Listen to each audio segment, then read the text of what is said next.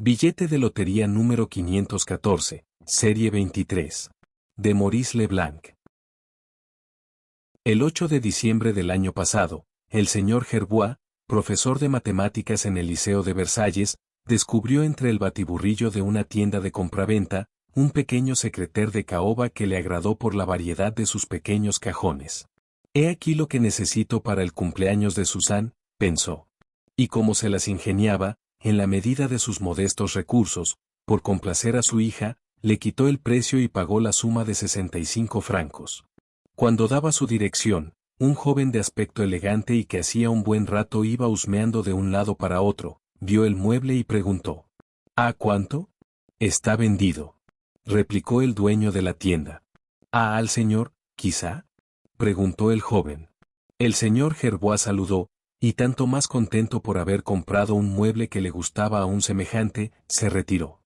Pero no había dado 10 pasos en la calle, cuando se le unió el joven, el cual, con el sombrero en la mano y un tono de perfecta cortesía, le dijo: Le ruego que me perdone, señor. Pero voy a hacerle una pregunta indiscreta. ¿Buscaba ese secrétaire con mayor interés que cualquier otra cosa? No. Buscaba una balanza de ocasión para algunos experimentos físicos. Entonces, ¿no le importa mucho?, preguntó el joven.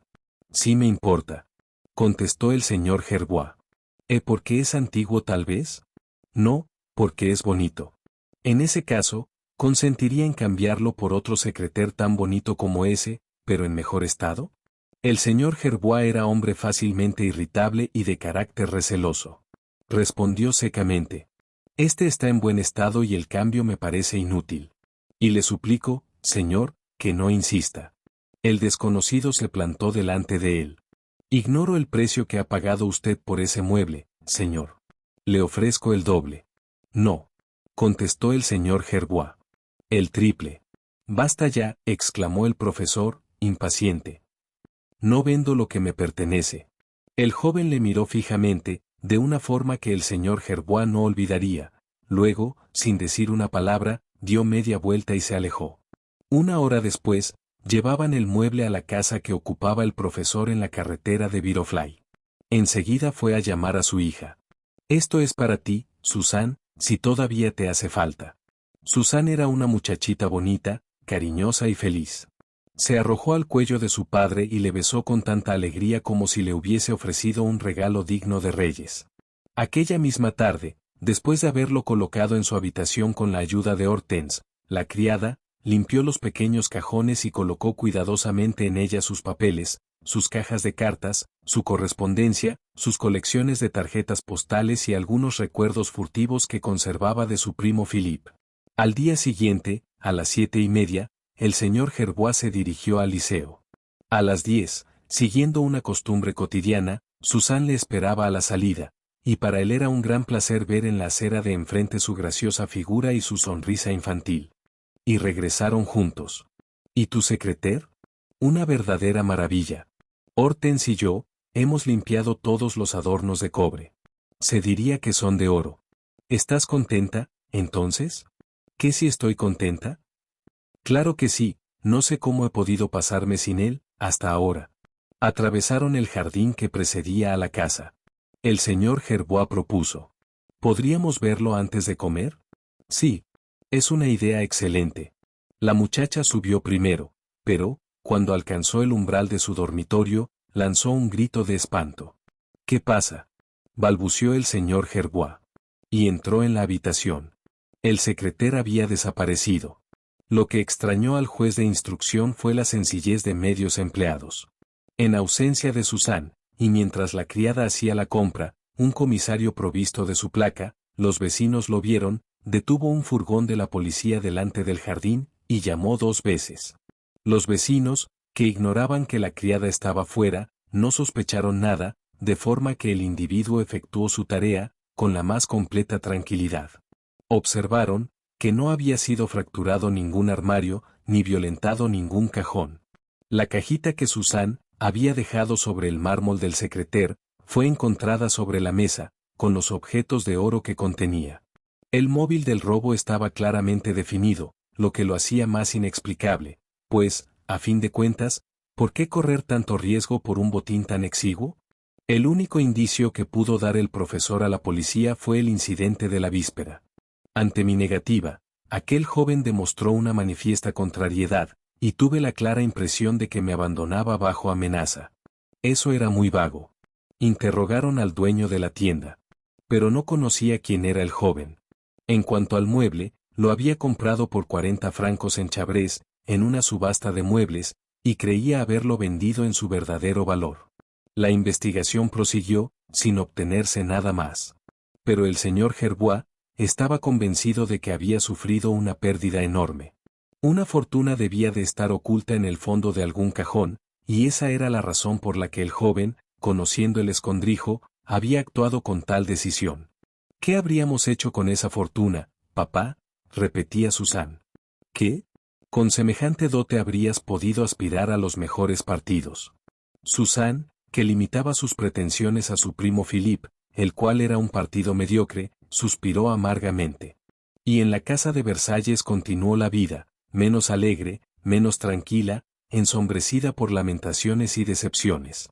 Pasaron 2 meses. Y de repente, una tras otra, surgieron una serie de felices oportunidades, pero también ocurrieron imprevistas catástrofes. El día 1 de febrero, a las 5:30, el señor Gerbois, que acababa de regresar con un periódico de la tarde en la mano, se sentó, se puso las gafas y comenzó a leer. Como no le interesaba la política, volvió la página. Inmediatamente atrajo su atención un artículo titulado Tercer sorteo de lotería de las asociaciones de la prensa, el número 514, serie 23, gana 1 millón. El periódico se le escurrió de las manos. Las paredes vacilaron ante sus ojos y su corazón dejó de latir. El número 514, serie 23, era el suyo. Lo había comprado por casualidad, para hacerle un favor a un amigo, porque apenas creía en los golpes de suerte, y había salido premiado. Rápidamente sacó su agenda. El número 514, serie 23, estaba escrito, para recordarlo, en la página de la agenda. Pero, ¿y el billete? Corrió a su despacho para buscar la caja de sobres, entre los cuales había deslizado el preciado billete, y en la misma puerta se paró en seco, vacilando de nuevo y con el corazón encogido. La caja de sobres no estaba allí, y cosa terrible, se dio cuenta súbitamente de que hacía semanas que no se encontraba allí. Durante ese tiempo, no la veía ante él, a las horas en que corregía las tareas de sus alumnos. Oyó un ruido de pasos sobre la grava del jardín. El señor Gerbois llamó. «Suzanne. Suzanne». La muchacha llegaba de la calle. Subió precipitadamente. El profesor tartamudeó con voz estrangulada. «Suzanne, la caja de sobres». «¿Cuál?», preguntó la joven. «La del Louvre. Y que estaba en la esquina de esta mesa. Pero recuérdalo, papá. La colocamos juntos, la tarde, ya sabes, la víspera de aquel día». «¿Pero dónde?». Responde. «En el secrétaire». «¿En el secrétaire que robaron?». «Sí, papá». «¿En el secrétaire que robaron?». Repitió la frase en voz baja, con espanto. Luego le cogió las manos y con voz más baja aún, dijo. «Contenía 1 millón, hija mía». «Ah, papá. ¿Por qué no me lo dijiste?», murmuró la muchacha ingenuamente. «1 millón», repitió el profesor. Allí estaba el número que ha salido premiado en la lotería de la prensa. La enormidad del desastre los amilanó, y durante largo rato guardaron un silencio que no tenían el valor de romper. Al fin, Suzanne dijo. «Pero papá, te lo pagarán de todas formas». «¿Por qué? ¿Con qué pruebas? ¿Hacen falta pruebas?», preguntó la joven. «Claro que sí. ¿Y no las tienes?». «Sí, tengo una, pero estaba en la caja». «¿En la caja que ha desaparecido?», dijo Suzanne. «Sí. Y es otro quien lo cobrará». «Eso sería abominable». «Vamos, papá, ¿podrías oponerte a ello? ¿Acaso sé cómo?». «Recuerda el asunto del mueble». Gerbois se irguió con un sobresalto de energía y golpeando el suelo con el pie, dijo. «No. No conseguirá ese millón. No se apoderará de él. ¿Por qué iba a conseguirlo? Después de todo, por hábil que sea, tampoco puede hacer nada. Si se presenta a cobrarlo, lo detendrán. Nos veremos las caras, amigo mío». ¿Tienes alguna idea, papá? Preguntó Susan. La de defender nuestros derechos hasta el final, pase lo que pase. Y triunfaremos. El millón es mío, y lo cobraré. Algunos minutos más tarde se puso a escribir, al banco que tenía que pagar el premio, la siguiente nota. Gobernador del Crédit Foncier. Calle Capucin. París. Soy el poseedor del número 514, serie 23, y me opondré por todas las vías legales a cualquiera que desee cobrarlo en mi lugar. Firmado, Gerbois. Pero casi al mismo tiempo llegaba al Crédit Foncier este otro telegrama. El número 514, serie 23, está en mi poder. Firmado, Arsène Lupin. De las indagaciones realizadas inmediatamente por el Crédit Foncier resultó que el número 514, serie 23, había sido vendido por el intermediario de la sucursal de Versalles del Crédit Lyonnais al comandante de artillería Bessy. Ahora bien, el comandante había muerto de una caída de caballo.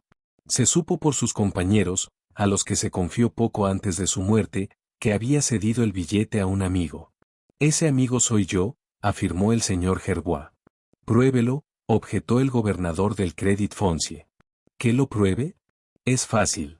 20 personas le dirán que yo tenía una gran amistad con el comandante Bessy y que nos reuníamos con frecuencia en el café de la Place d'Armes. Fue allí donde un día, para aliviarlo de un momento de apuro, le compré el billete por 20 francos. ¿Tiene usted testigos de esa compra? Preguntó el gobernador. No. En ese caso, ¿en qué funda usted su reclamación? En la carta que me escribió sobre tal asunto. Respondió el señor Gerbois. Enséñela. Estaba en el secreter robado. Pues búsquela. Arsène Lupin comunicó a los periódicos que ponía en manos del señor de Tinan, su abogado consejero, la carta que el comandante Bessy le había escrito a él personalmente. Toda la prensa se lanzó a casa del señor de Tinan. De Tinan no había tenido nunca el placer de reunirse con Arsène Lupin, y lo sentía profundamente.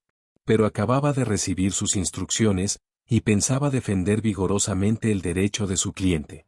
Abrió el expediente recientemente constituido y sin detenerse, exhibió la carta del comandante, la cual probaba, sin lugar a dudas, la cesión del billete aunque no mencionaba el nombre del nuevo comprador.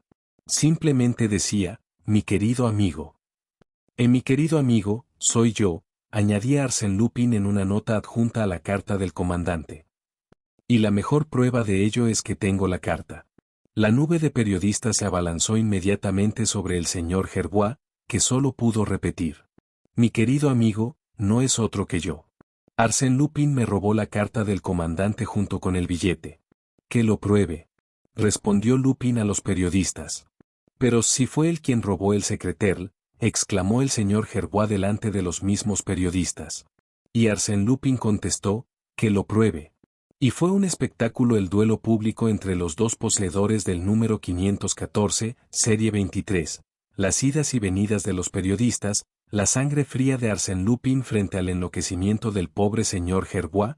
La prensa estaba repleta de las lamentaciones del desgraciado. A ella confiaba su infortunio con chocante ingenuidad. Compréndanlo, señores. Es la dote de Susan lo que ese truán quiere robarme. Por mí, personalmente, me tiene sin cuidado, pero por Susan. Piénsenlo, 1.000.000. 10 veces 100.000 francos. Ya lo sabía yo que el secreter contenía un tesoro. Al objetársele que su adversario, al llevarse el mueble, ignoraba la presencia de un billete de lotería, y que en todo caso nunca habría podido prever que el tal billete iba a ganar el primer premio, gemía. Lo sabía, lo sabía. Si no, ¿por qué se habría molestado en llevarse un mueble tan viejo? Por razones desconocidas, pero ciertamente no para apoderarse de un trozo de papel que valía, entonces 20 francos, una modestísima suma. La suma de 1.000.000. Él lo sabía, lo sabe todo. Vamos, ¿ustedes no conocen a ese bandido? Él no les ha robado 1.000.000. El diálogo habría podido durar infinitamente. Pero al 12º día, el señor Gerbois recibió una misiva de Arsène Lupin que llevaba la indicación de confidencial. Y la leyó con inquietud creciente. Señor, la gente se divierte a nuestra costa. ¿No cree que ha llegado el momento de ponernos serios? Por mi parte, yo estoy firmemente dispuesto a ello. La situación es clara, Yo poseo un billete que no tengo derecho a cobrar, y usted tiene derecho a cobrar un billete que no posee. Así pues, no podemos hacer nada el uno sin el otro. Ahora bien, ni usted consentirá en cederme su derecho ni yo en cederle mi billete. ¿Qué hacer? Yo no veo más que un medio, repartámoslo. 500.000 para usted y 500.000 para mí. ¿No es equitativo? ¿Y este juicio de Salomón no satisface el deseo de justicia que existe en cada uno de nosotros? Solución justa e inmediata. Esta no es una oferta que tenga usted la obligación de discutir, sino una necesidad a la que debe adaptarse dadas las circunstancias. Le doy 3 días para reflexionar. El viernes por la mañana me gustaría leer en los anuncios breves del Eco de París su adhesión pura y simple al pacto que le propongo, mediante el cual usted entrará en posesión inmediata del billete y cobrará el 1.000.000, esperando a remitirme 500.000 francos por el procedimiento que yo le indicaré posteriormente. En caso de negativa, he tomado mis disposiciones para que el resultado sea idéntico. Pero, aparte de las muy graves molestias que le causará tal obstinación, tendrá que sufrir usted un descuento de 25.000 francos para gastos suplementarios. Quedando a su disposición, le saluda atentamente, Arsène Lupin.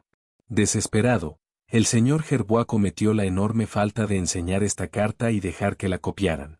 Su indignación lo empujaba a estas tonterías. Nada. No tendrá nada. Gritaba ante los periodistas. ¿Partir lo que me pertenece? Jamás. Que rompa el billete si quiere. Sin embargo, 500.000 francos es mejor que nada. No se trata de eso, sino de mi derecho, y este derecho lo estableceré ante los tribunales. ¿Atacará a Arsène Lupin? Eso sería gracioso. No, sino al Crédit Foncier. Este me tiene que pagar el 1.000.000. Contra la entrega del billete o, al menos, contra la prueba de que usted lo compró. La prueba existe, puesto que Arsène Lupin confiesa que robó el secrétaire. ¿Le bastará a los tribunales la palabra de Arsène Lupin? No importa. Yo sigo adelante.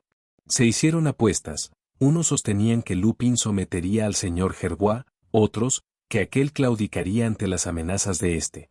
Y se experimentaba una especie de intranquilidad, de tal manera eran desiguales las fuerzas entre los adversarios.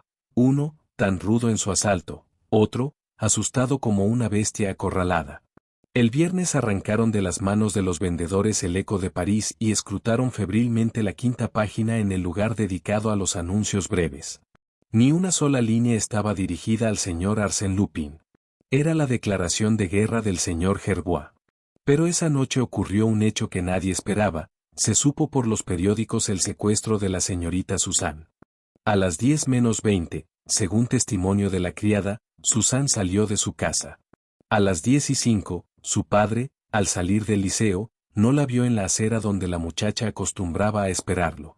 Así pues, todo había ocurrido en el transcurso del breve paseo de 20 minutos que Suzanne hacía desde su casa al liceo o, por lo menos, hasta los accesos al liceo. 2 vecinos afirmaron que se habían cruzado con ella a 300 pasos de la casa. Una señora había visto caminar a lo largo de la avenida a una joven cuyas señas coincidían. ¿Y después? Después no se sabía nada. Se investigó por todos lados, se interrogó a los empleados de las estaciones y de la aduana. No habían observado aquel día nada que pudiera relacionarse con el secuestro de una joven. Sin embargo, en Ville d'Avre, el tendero de un establecimiento declaró que había facilitado aceite a un automóvil cerrado procedente de París. Al volante se sentaba un chofer, en el interior, una dama rubia, excesivamente rubia, precisó el testigo. 1 hora más tarde el automóvil volvía de Versalles. Un atasco de tráfico le obligó a disminuir la marcha, lo que permitió al tendero ver, al lado de la dama rubia, la presencia de otra dama envuelta en chales y velos. Nadie dudó de que se trataba de Suzanne Gerbois. Luego era preciso suponer que el secuestro se había llevado a cabo en pleno día, en una carretera muy frecuentada en el centro mismo de la ciudad. ¿Cómo? ¿En qué lugar? No se oyó ningún grito, no se observó ningún movimiento sospechoso. El tendero dio las señas del automóvil, una limusina de 24 caballos, de la casa Peugeot, con carrocería azul oscuro. Se preguntó a la directora del Gran Garaje, centro especializado en el alquiler de vehículos, y en efecto, El viernes por la mañana había alquilado para todo el día una limusina Peugeot a una dama rubia, a la que no había vuelto a ver. ¿Pero el chofer? Era un individuo llamado Ernest, que habíamos contratado el día anterior en vista de sus excelentes recomendaciones. ¿Está aquí? No, devolvió el auto y no ha vuelto. ¿No podríamos encontrar su pista? Sí, por las personas que lo recomendaron. Aquí tiene sus señas. Fueron a los domicilios de esas personas. Ninguna de ellas conocía al llamado Ernest. Así pues, cualquier pista que se seguía para salir de las tinieblas hacía caer en otras tinieblas, en otros enigmas. El señor Gerbois no tenía fuerzas para sostener una batalla que comenzaba de forma tan desastrosa para él. Inconsolable desde la desaparición de su hija, roído por los remordimientos, capituló. Un pequeño anuncio aparecido en el Eco de París, que todo el mundo comentó, confirmó su sumisión pura y simple. 2 días después, el señor Gerbois atravesaba el patio del Crédit Foncier. Llevado ante el administrador, alargó el número 514, serie 23. El administrador tuvo un sobresalto. Ah, ¿ya lo consiguió? ¿Se lo han devuelto? Se había extraviado. Aquí está, respondió el señor Gerbois. Sin embargo, usted pretendía que... El número ha sido objeto de... Todos fueron cuentos y mentiras, afirmó el profesor. De todas formas, necesitaremos un documento que lo acredite. ¿Basta con la carta del comandante? Claro que sí. Aquí la tiene usted, dijo Gerbois dándole la carta al gobernador. Perfectamente. Sírvase dejar estos documentos en depósito. Nos conceden 15 días para comprobación. Le avisaré cuando puede presentarse a cobrar en caja. De aquí a entonces, señor, creo que le interesa no decir nada a nadie, y que se termine este asunto en el silencio más absoluto. Esa es mi intención. El señor Gerbois no habló, el gobernador tampoco. Pero existen secretos que se revelan sin que se cometa ninguna indiscreción, y enseguida se supo que Arsène Lupin había tenido la audacia de devolver el número 514, serie 23, al señor Gerbois. La noticia fue acogida con estupefacta admiración. Decididamente era buen jugador el que arrojaba sobre la mesa un triunfo de tanta importancia como el preciado billete. Claro que se había desprendido de él a sabiendas y a cambio de una carta que establecía el equilibrio. Pero, ¿y si se escapaba la joven? ¿Y si lograban encontrar a la rehén que él retenía? La policía se dio cuenta del punto débil del enemigo y redobló sus esfuerzos. Arsène Lupin, desarmado, despojado por sí mismo, preso en el engranaje de sus combinaciones, sin tocar un céntimo del millón codiciado. De golpe, los que se reían se pasarían al otro campo. Pero era preciso encontrar a Suzanne. Y no la encontraban y lo que era peor, no se escapaba. Así pues, Arsène Lupin gana la primera partida. Pero lo más difícil está por hacer. La señorita Gerbois se halla en sus manos, tengámoslo en cuenta, y no la devolverá sino mediante la entrega de 500.000 francos. ¿Pero dónde y cómo se realizará el cambio? Para que este cambio tenga lugar es preciso que haya una cita, y entonces, ¿quién le impide al señor Gerbois avisar a la policía y así recobrar a su hija sin soltar un céntimo? Los periodistas entrevistaron al profesor. Muy abatido, deseoso de guardar silencio, permaneció impenetrable. No tengo nada que decir. Espero. ¿Y la señorita Gerbois? La búsqueda continúa. ¿Pero Arsène Lupin le ha escrito? No. ¿Lo jura? No. Entonces es que sí. ¿Cuáles son sus instrucciones? No tengo nada que decir. Asediaron al señor de Tinan. Pero mantuvo la misma discreción. El señor Lupin es mi cliente, respondió con afectada gravedad. Han de comprender que observe la más absoluta reserva. Todos estos misterios irritaban a la galería. Evidentemente se tramaban planes en la sombra. Arsène Lupin disponía y apretaba las mallas de sus redes, mientras que la policía organizaba alrededor del señor Gerbois una vigilancia diurna y nocturna. Y se estudiaban los 3 únicos desenlaces posibles: la detención de Arsène Lupin, el triunfo o el fracaso ridículo y lamentable del mismo. Pero sucedió que la curiosidad del público no iba a ser satisfecha sino de forma parcial, y es aquí, en estas páginas, donde por primera vez se revela la verdad exacta. El martes, 12 de marzo, el señor Gerbois recibió, bajo sobre de apariencia vulgar, un aviso del Crédit Foncier. El jueves, a la 1, cogía el tren para París. A las 2, le pagaron los 1000 billetes de 1000 francos. Mientras los contaba, uno a uno, temblando, ¿no era este dinero el rescate de Suzanne? Dos hombres se encontraban en un auto detenido a cierta distancia de la puerta principal del Crédit. Uno de ellos tenía cabellos grises y un rostro enérgico que contrastaba con sus ropas y sus modales de empleado modesto. Se trataba del inspector general Ganimard, el viejo Ganimard, enemigo implacable de Lupin. Y Ganimard le decía al sargento Follefant: «Ya no tardará. Antes de 5 minutos volveremos a ver a nuestro hombre. ¿Está todo dispuesto?» «Completamente», contestó Follefant. «¿Cuántos somos?» 8, 2 con bicicletas. «Y yo, que valgo por 3. Es bastante, pero no demasiado. Es preciso, a toda costa, que no se nos escape ese Gerbois, si no, adiós. Se juntará con Arsène Lupin en el lugar que hayan fijado de antemano, cambiará la muchacha por el $500,000 y el juego se acabó». «Pero», dijo Follefant, «¿por qué ese hombre no actúa con nuestra ayuda? Sería todo tan sencillo. Metiéndonos en el juego, se embolsaría el millón entero». «Sí, pero tiene miedo. Si intenta engañar a Arsène Lupin, no recuperará a su hija». Ganimard pronunció estas palabras con tono grave, un poco temeroso, como si hablase de un ser sobrenatural cuyas garras ya hubiera sentido. «Es bastante cómico», observó juiciosamente el sargento Follefant, «que nos veamos reducidos a proteger a ese señor contra sí mismo. Con Lupin el mundo está patas arriba», suspiró Ganimard. Transcurrió un minuto. «Atención», dijo Ganimard. El señor Gerbois salía del edificio del Crédit. Al final de la calle Capucine tiró por el lado izquierdo de los bulevares. Se alejaba lentamente, a lo largo de las tiendas, mirando los escaparates. «Demasiado tranquilo», decía Ganimard. «Un individuo que lleva en el bolsillo $1 millón no tiene esa tranquilidad. ¿Qué puede hacer? Oh, nada, evidentemente.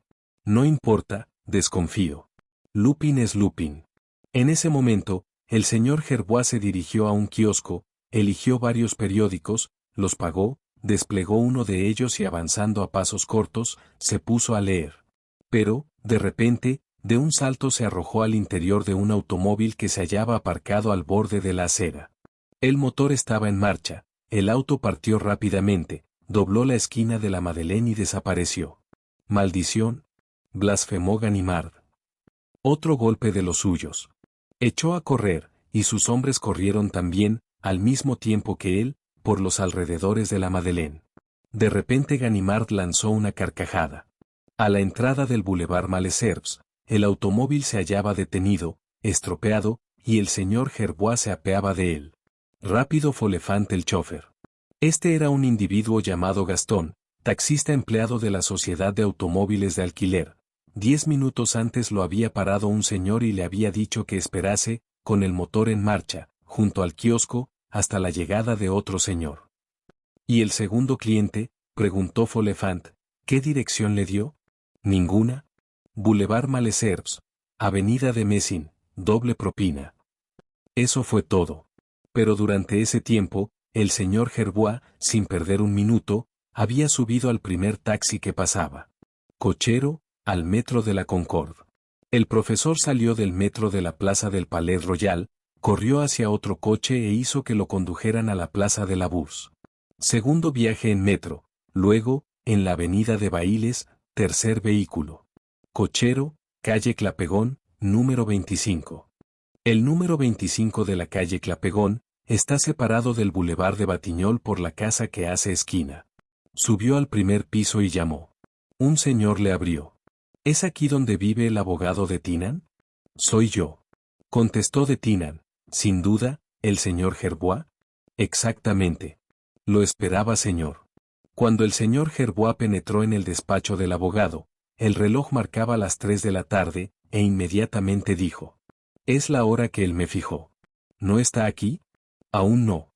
El señor Gerbois se sentó, se enjugó la frente, miró su reloj como si no supiese la hora y volvió a preguntar ansiosamente: «¿Vendrá?» El abogado respondió: «Me interroga usted, señor, sobre la cosa del mundo que más curiosidad me inspira. Jamás he experimentado semejante impaciencia. En todo caso, si él viene, arriesga mucho. Esta casa está muy vigilada desde hace 15 días. Se desconfía de mí. Y de mí más aún, dijo Gerbois, así que no garantizo que los policías encargados de vigilarme hayan perdido mi rastro. Pero entonces, comenzó a decir de Tynan. No es culpa mía, exclamó enérgicamente el profesor, y no hay nada que reprocharme. ¿Qué prometí? Obedecer sus órdenes. Pues bien, las he obedecido ciegamente, he cobrado el dinero a la hora fijada, y he venido a su casa siguiendo lo prescrito por él. Responsable de la desgracia de mi hija, he cumplido mis promesas con toda lealtad. A él le corresponde cumplir las suyas. Y añadió con la misma voz ansiosa, traerá a mi hija, ¿verdad? Así lo espero. No obstante, ¿le ha visto usted? Preguntó el profesor. ¿Yo? Pues no. Solamente me pidió por carta que recibiera a ambos, que diera permiso a mis criados antes de las 3 de la tarde, y que no admitiera a nadie en mi apartamento entre la llegada de usted y la salida de él. Si no consentía en esta proposición, me rogaba que se lo comunicara mediante 2 líneas en el Eco de París. Pero me considero muy dichoso de poder hacer un favor a Arsène Lupin y consiento en ello. El señor Gerbois gimió. ¡Ay! ¿Cómo terminará todo esto? Sacó del bolsillo los billetes de banco, los puso sobre la mesa e hizo 2 paquetes con la misma cantidad. Luego se calló. De cuando en cuando, el señor Gerbois prestaba atención. ¿No habían llamado? A medida que transcurrían los minutos aumentaba su angustia, y el señor de Tynan experimentaba también una impresión casi dolorosa. En cierto momento, hasta el abogado perdió su sangre fría. Se levantó bruscamente. No lo veremos, sería una locura de su parte. Que tenga confianza en nosotros, pase, somos personas honradas, incapaces de traicionarlo, pero el peligro no está solamente aquí. Y el señor Gerbois, con las 2 manos sobre los billetes, balbuceó. Que venga, Dios mío, que venga. Daría todo esto para volver a tener a Suzanne. Con la mitad bastará, señor Gerbois. La puerta se abrió. Alguien se hallaba en el umbral, un hombre joven, elegantemente vestido, en quien el señor Gerbois reconoció enseguida al individuo que lo abordó en las inmediaciones de la tienda de compraventa, en Versalles. Se precipitó hacia él. ¿Y Suzanne? ¿Dónde está mi hija? Arsène Lupin cerró la puerta con cuidado y mientras se quitaba los guantes con el más exquisito de los ademanes, dijo al abogado. Mi querido amigo, nunca podré agradecerle bastante la buena voluntad con que ha consentido en defender mis derechos. No lo olvidaré jamás. El señor de Tynan murmuró. ¿Pero no ha llamado usted? No he oído la puerta. Los timbres y las puertas son cosas que deben funcionar sin que se oigan. Pero aquí estoy de todas formas, que es lo esencial. Mi hija. Mi Suzanne. ¿Qué ha hecho usted con ella? Repitió el profesor. Por Dios, señor. ¿Cuánta prisa tiene usted? Dijo Lupin. Vamos, tranquilícese. Solo un momento más y su hija se hallará en sus brazos. Lupin se paseó por la estancia. Luego, con tono de gran señor que distribuye elogios, dijo. Señor Gerbois, le felicito por la habilidad con que ha actuado hace unos instantes. Si el automóvil no hubiese tenido esa avería absurda, nos hubiéramos encontrado sencillamente en la plaza de l'Étoile, y se le hubiera evitado al señor de Tynan la molestia de esta visita. Vio los 2 montones de billetes y exclamó, ¡ah! Perfectamente. El millón está aquí. No perdamos tiempo. ¿Me permite? Pero, objetó el señor de Tynan, colocándose delante de la mesa, la señorita Gerbois no ha llegado todavía. ¿Y qué? Contestó Lupin. ¿Cómo? ¿Acaso su presencia no es indispensable? Comprendo, comprendo. Arsène Lupin solo inspira una confianza relativa. Se embolsa el medio millón y no devuelve el rehén.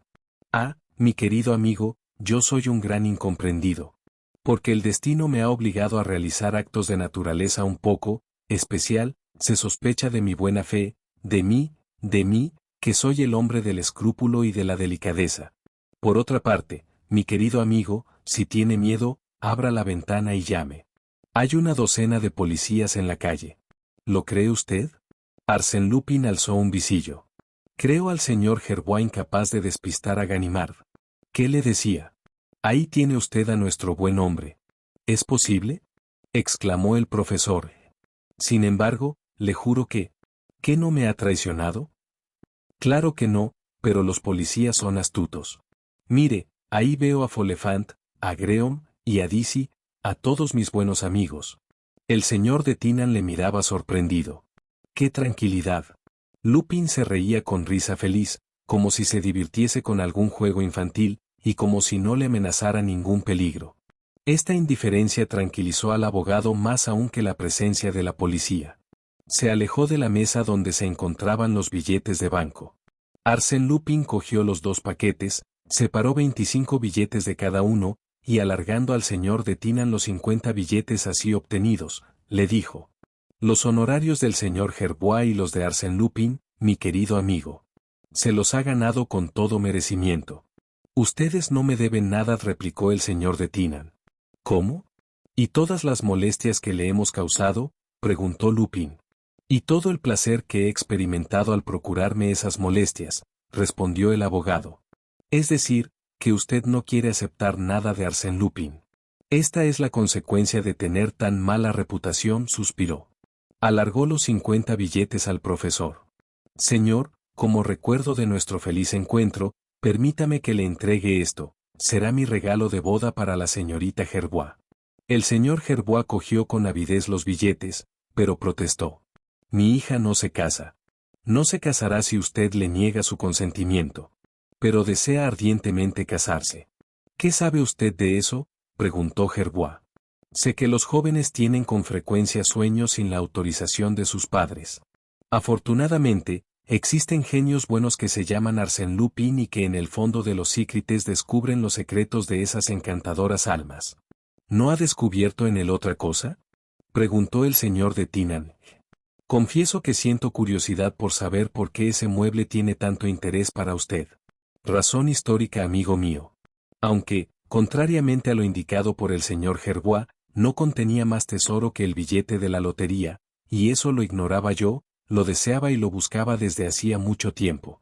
Ese secreter, de madera de tejo y caoba, decorado con capiteles de hojas de acanto, fue encontrado en la discreta casita que habitaba en Boulogne María Valeska, y lleva en uno de sus cajones la inscripción: «Dedicado a Napoleón I, emperador de los franceses, por su muy fiel servidor, Mandón», y encima estas palabras, grabadas a punta de cuchillo: «Para ti, María». A continuación, Napoleón mandó hacer una copia para la emperatriz Josefina, de forma que el secreter que se admiraba en la Malmaison solo era una copia imperfecta del que, desde ahora, forma parte de mis colecciones. El profesor gimió. «Ay, si yo lo hubiese sabido en la tienda, con cuánta prisa se lo hubiera cedido a usted». Arsène Lupin dijo riendo. «Y habría usted tenido, además, la inapreciable ventaja de conservar para usted solo el número 514, serie 23. Lo cual no le habría obligado a raptar a mi hija, que ha sido la causa de todo este barullo». «¿Cómo?», preguntó Lupin. «Ese rapto», comenzó a decir el profesor. «Pero mi querido señor Gerbois, está usted en un error. La señorita Gerbois no ha sido raptada». «¿Qué, mi hija no ha sido raptada?». «Claro que no. Quien dice rapto, dice violencia. Ahora bien, ha servido de rehén con su pleno consentimiento». «Con su pleno consentimiento», repitió el señor Gerbois, confundido. «Y casi a petición suya. ¿Acaso una joven tan inteligente como la señorita Gerbois, y que además cultiva en el fondo de su alma una pasión inconfesada, iba a negarse a conquistar su dote? Ah, le juro, señor, que fue fácil hacerle comprender que no existía otro medio de vencer la obstinación de su padre». El señor de Tinan, que se divertía mucho, objetó.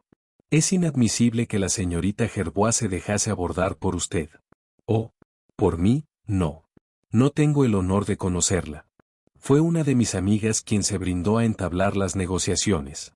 La dama rubia del automóvil, sin duda, interrumpió el señor de Tinan. «Exactamente. Desde la primera entrevista en las cercanías del liceo, todo estuvo arreglado. Después, la señorita Gerbois y su nueva amiga han viajado, visitando Bélgica y Holanda, de la manera más agradable e instructiva para una jovencita. Lo demás, ella misma se lo explicará». Llamaron a la puerta del vestíbulo con 3 golpes rápidos. Luego, un golpe, y al fin, otro aislado. Es ella, dijo Lupin. Amigo mío, si hace usted el favor. El abogado se precipitó a la puerta. Entraron dos jóvenes. Una se arrojó a los brazos del señor Gerbois. La otra se acercó a Lupin. Era de alta estatura, silueta armoniosa, rostro muy pálido, y de cabellos rubios ondulados y sueltos, de un rubio deslumbrante. Vestida de negro, sin otro adorno que un collar de azabache con 5 vueltas, parecía, no obstante, de refinada elegancia.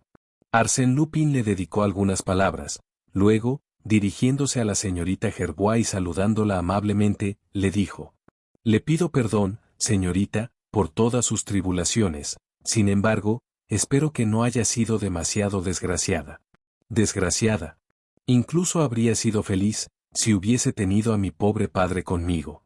Entonces, todo va bien, abrácelo de nuevo y aproveche la ocasión, que es excelente, para hablar de su primo. ¿Mi primo? ¿Qué quiere decir? No comprendo, se sorprendió la joven. Pero sí, sí que comprende, su primo Philippe, ese joven cuyas cartas conserva usted tan celosamente. Suzanne enrojeció, y como le aconsejaba Lupin, se arrojó de nuevo a los brazos de su padre. Lupin les dirigió una mirada enternecida. ¿Cuánto recompensa hacer el bien? Conmovedor espectáculo. Padre afortunado. Hija feliz. Y pensar que esta felicidad es obra tuya, Lupin.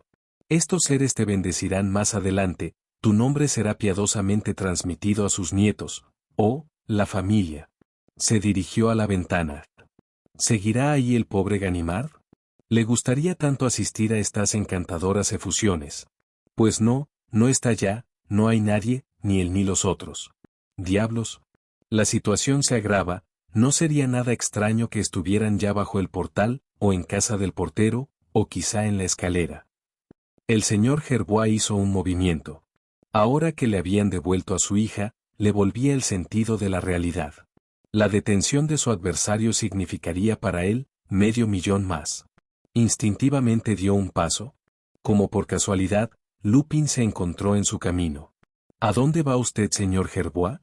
¿A defenderme contra ellos? Muy amable. No se moleste. Además, le juro que ellos están más preocupados que yo. Y continuó reflexionando, en el fondo, ¿qué saben? Que usted está aquí y quizá, que la señorita Gerbois lo está también, porque han debido de verla llegar con una dama desconocida. ¿Pero yo? Ni lo sospechan. ¿Cómo iba a introducirme en una casa que registraron esta mañana desde el sótano a la buhardilla? No. Según todas las probabilidades, esperan cogerme al vuelo, pobrecitos.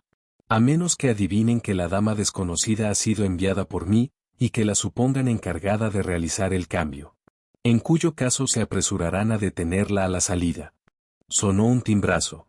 Con gesto brusco, Lupin inmovilizó al señor Gerbois, y con voz seca, imperiosa, dijo: Quieto ahí, señor, piense en su hija y sea razonable si no.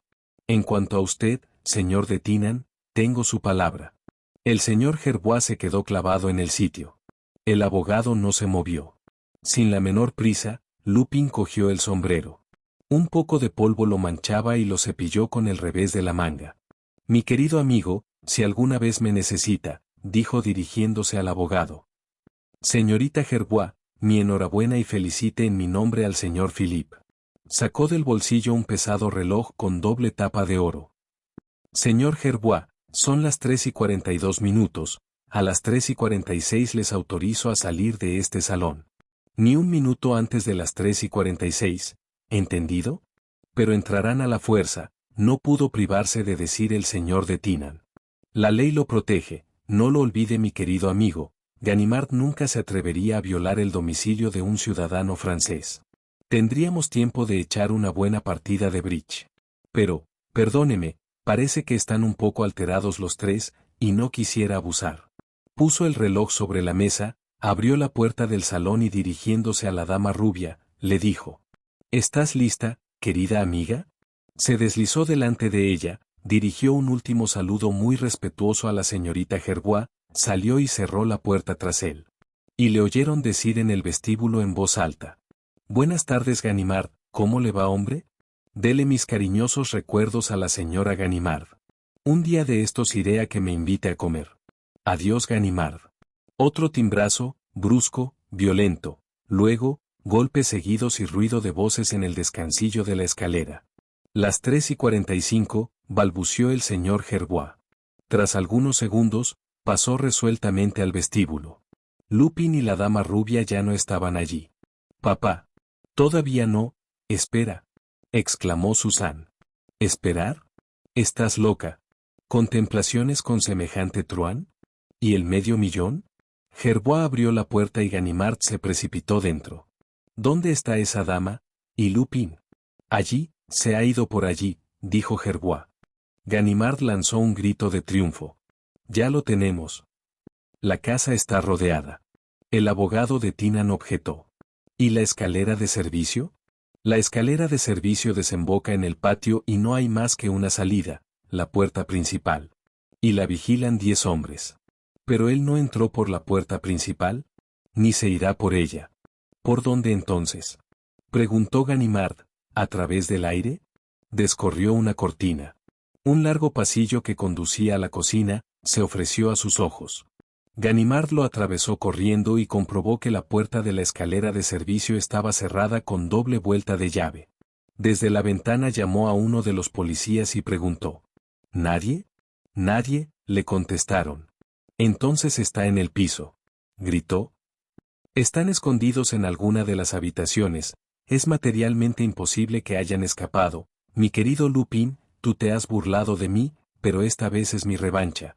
A las 7 de la tarde el señor Didouy, jefe de la policía, extrañado de no recibir noticias, se presentó en la calle Clapegón. Interrogó a los policías que vigilaban el inmueble y luego subió al piso del señor de Tinan, el cual lo condujo a su dormitorio. Allí vio un individuo, o mejor dicho, 2 piernas que se agitaban, mientras que el cuerpo al que pertenecían se hallaba empotrado en las profundidades de la chimenea. Gritaba una voz ahogada. Y la voz del eco, procedente de lo más alto, respondía. El señor Didouy exclamó riendo. Vaya Ganimard. ¿Está usted aprendiendo el oficio de desollinador? El inspector salió de las entrañas de la chimenea. Con el rostro ennegrecido, el traje cubierto de hollín, los ojos brillantes de fiebre, estaba irreconocible. Le estoy buscando, gruñó. ¿A quién? Preguntó Didouy. ¿A Arsène Lupin? A Arsène Lupin y a su amiga. Ah. Pero, ¿cree usted que se esconden en el tubo de la chimenea? Ganimard se levantó del suelo, aplicó sobre la manga de su superior 5 dedos color carbón y sordamente, rabiosamente, contestó. ¿En dónde quiere usted que estén, jefe? Tienen que estar por aquí en alguna parte. Son seres como usted y como yo, de carne y hueso. Y no se volatilizan. No, pero se habrán ido de todas formas. ¿Por dónde? La casa está rodeada. Hay policías en el tejado. ¿Y la casa de al lado? Preguntó el comisario. No hay comunicación con ella. ¿Y los apartamentos de los otros pisos? He interrogado a todos los inquilinos. No han visto ni oído a nadie. ¿Está usted seguro de conocerlos a todos? Dijo el comisario en jefe. A todos. El portero responde de ellos. Además, para más precaución, he apostado un nombre en cada uno de los apartamentos. No obstante, dijo el jefe, todavía hay que echarles el guante. Es lo que yo digo, jefe, es lo que yo digo. Hay que echarles el guante y se lo echaré, porque los 2 están aquí, y no pueden escaparse. Tranquilícese, jefe, si no es esta tarde, será mañana. Me quedaré aquí. Y se quedó allí aquella noche, y la noche siguiente también, y la otra. Y cuando transcurrieron 3 días y 3 noches completas, no solamente no había descubierto al escurridizo Lupin ni a su no menos escurridiza compañera, sino que no había encontrado el más pequeño indicio que le permitiese establecer la más ligera hipótesis. Por esta razón, su primera suposición no había variado. Desde el momento en que no existe ningún rastro de su fuga es que están aquí. Tal vez, en el fondo de su conciencia, estuviese menos convencido. Pero no quería confesárselo. No, 1000 veces no. Un hombre y una mujer no se desvanecen como los genios malos de los cuentos infantiles. Y sin desanimarse, continuaba sus registros y sus investigaciones, como si esperase descubrirlos, camuflados, en algún escondrijo impenetrable. Fin. Gracias por ver este video. Por favor, no olvides suscribirte, darle a me gusta, compartirlo y dejar un comentario. Si te ha gustado este relato, puedes encontrar más en nuestro canal, Homo Lector.